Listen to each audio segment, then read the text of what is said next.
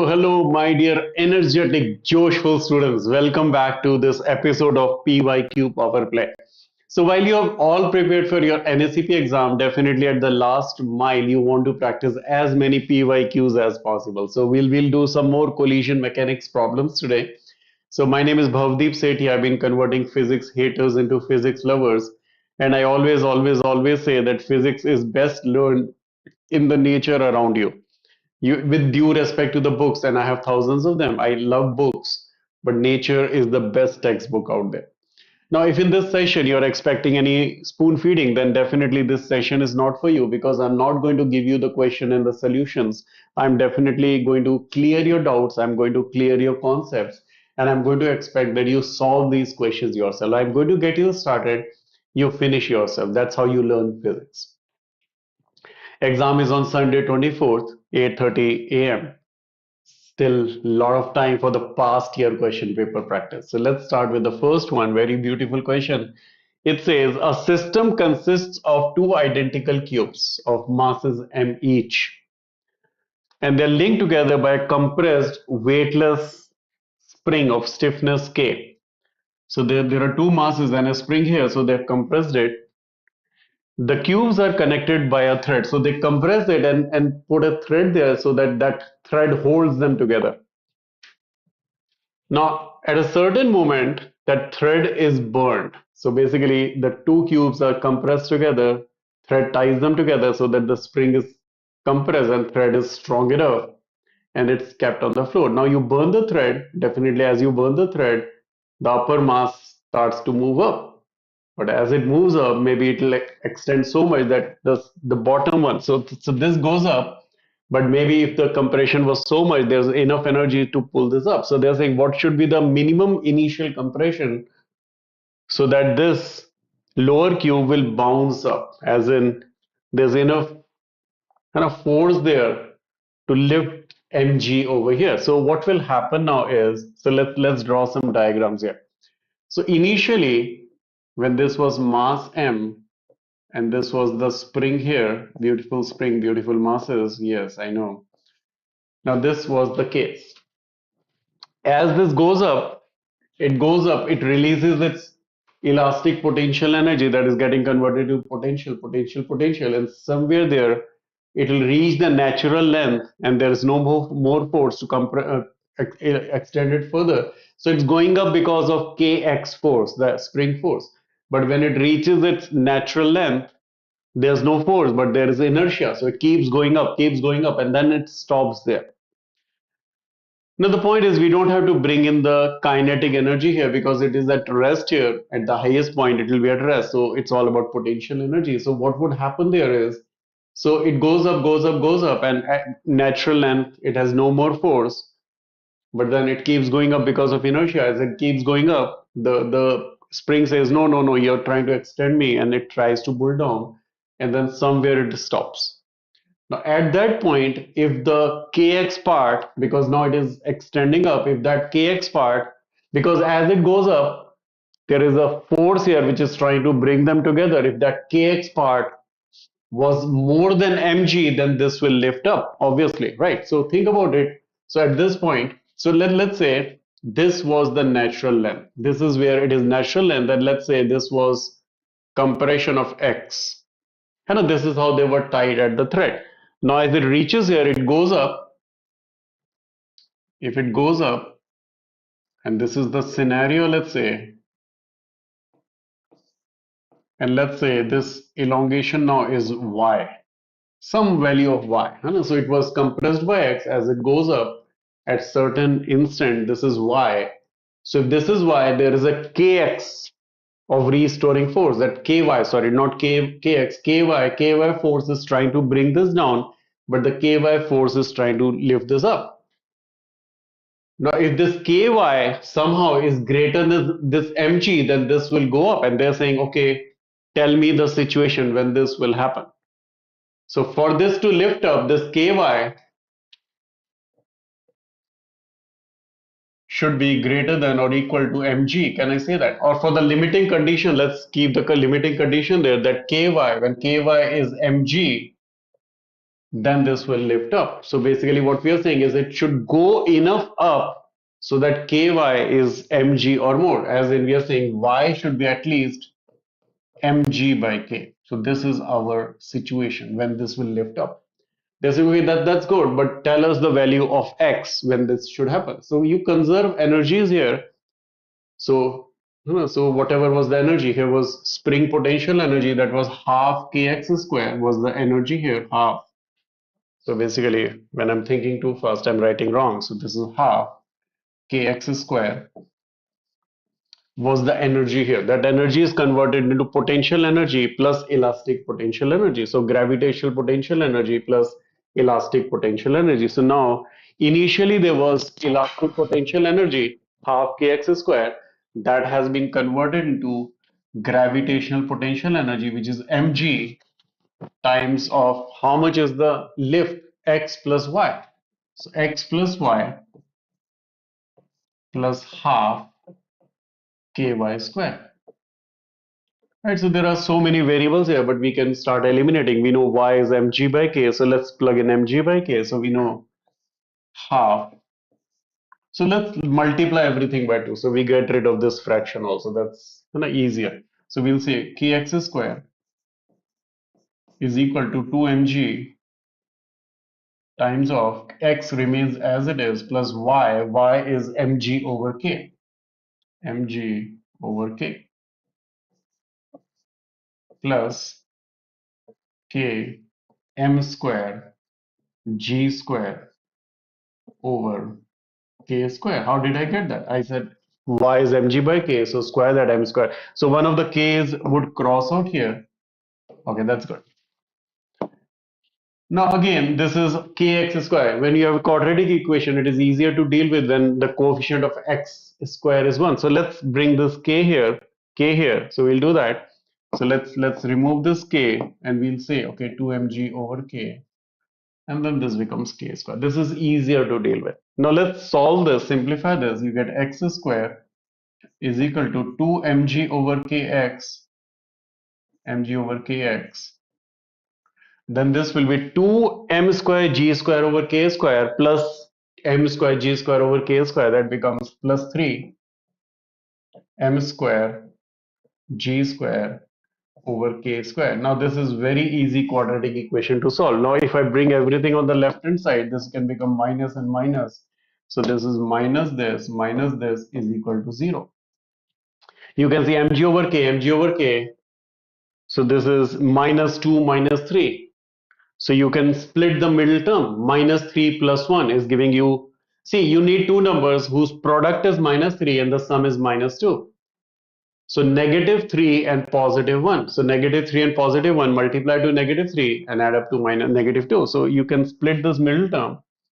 And once you do that, you get your answer. Basically, you'll get 3mg over k. I can visualize that, right? Because you'll do that minus 3mg over k plus 3m plus mg over k. That plus mg over k will give you a negative value of x. That I don't need it. I need a negative value of x. Sorry, positive value of x. So positive value of x, I can visualize that. That is coming out to be 3mg over k. Perfect. And that is your answer. Okay. The next question, equally beautiful, that's coming from Indian Physics Olympiad. Come on, that has to be challenging. We have to cherish this question. I mean, enjoy the question. Come on. This is coming from Indian Physics Olympiad 06, 2006. A carpet of unit mass, as in 1 kilograms, whatever that unit is, 1 pounds, 1 kilogram, 1 grams, 1 milligrams, whatever. A unit mass and unit length is laid on the floor. One end of the carpet is bent back and then pulled backwards. So they're pulling the carpet here like this with a constant unit velocity. Again, velocity is 1 unit in whatever unit of measurements we are talking about. Just above the part of the carpet which is still at rest on the floor. Find the speed of the center of mass of the moving part. What is the minimum force needed to pull the moving part? Very beautiful question. बहुत बढ़िया. Now think about it. Let's say they're saying, let's understand, let's say this point So let's draw it here. So let's say there was a number line here. So this was 0, and our carpet looks like this, like this. Now assume that this is at a distance of x, and you're trying to pull it with some force and velocity there, right? If this is at a distance of x, then the whole thing has been bent into two. This whole thing has been bent into two halves. So can I say this part right here is x over 2?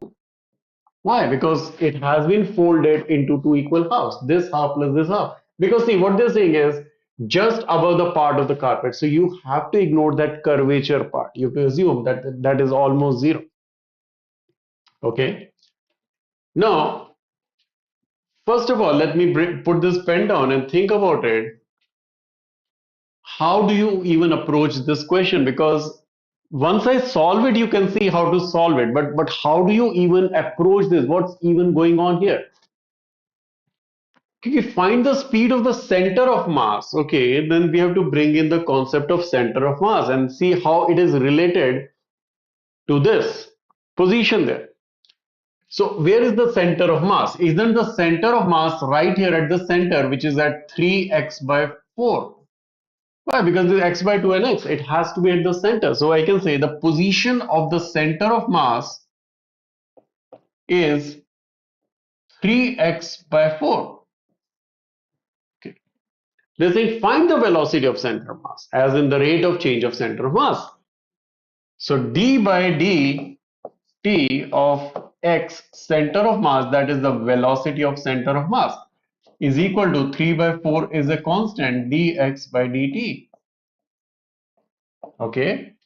So the velocity of center of mass is 3/4 the velocity of this point.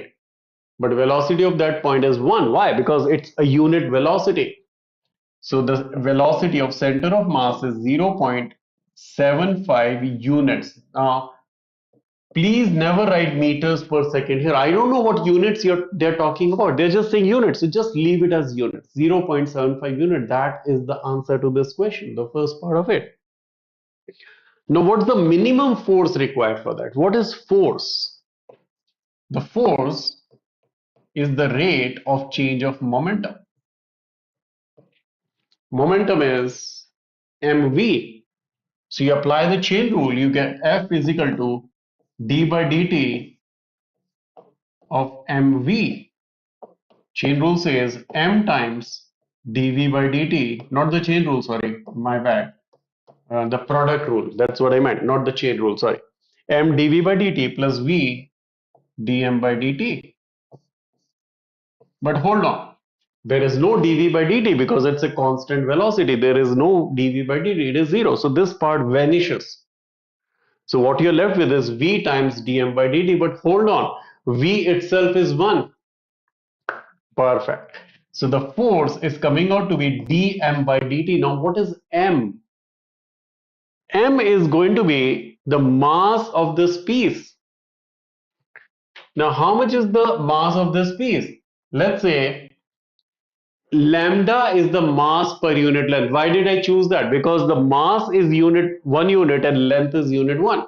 So mass per unit of length is also 1. That is the beauty of this question. So let's say lambda is the mass per unit of length times this x by 2. This is the mass. Isn't this the mass here? Lambda times x by 2. D by dt of that. So let me make some room here for d by dt. So we are saying, so velocity is 1. So I'm just not even writing. So I'm saying d by dt of mass. How much is the mass of this piece? Lambda times x by 2. Lambda is 1. The mass is 1, length is 1. So mass per unit length is 1. This is 1. So how much is the force? Force is d by d, 1 by 2 is a constant, comes out d by dt of x. But that is the velocity. Velocity is 1. So the force is 0.5 units.